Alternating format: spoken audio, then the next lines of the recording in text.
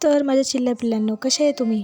तर आज मी तुम्हाला खरमुरे कसे बनवायचे त्याची रेसिपी सांगणार आहे. तर सर्वात आधी तुम्हाला 2 वाट्या शेंगदाणे घ्यायचे आहेत. आता एका पातेल्यामध्ये 2 ग्लास पाणी आणि 4 चम्मच मीठ टाकायचं आहे. पाणी चांगलं उकळू द्यायचं. पाणी उकळल्यानंतर ते शेंगदाणे त्या पाण्यात टाकायचे. गॅस बंद करायचा व ते शेंगदाणे 5 मिनटं मुरू द्यायचे. 5 मिनटानंतर ते शेंगदाणे मुरून झाल्यावर ते कॉटनच्या कापडाने हलक्या हाताने पुसून घ्यायचे.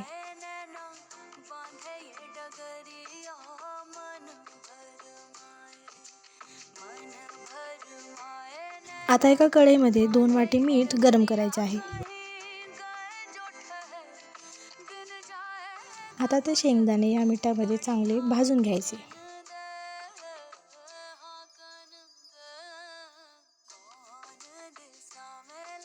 जोपर्यंत ते शेंगदाणे मीठ सोडत नाहीत आणि खरपूस भाजले जात नाहीत तोपर्यंत ते भाजून घ्यायचे व नंतर एका झाऱ्याच्या मदतीने ते काढून घ्यायचे. आणि अशा प्रकारे तुमचे खुसखुशीत आणि खरपूस खरमुरे तयार झालेले आहेत.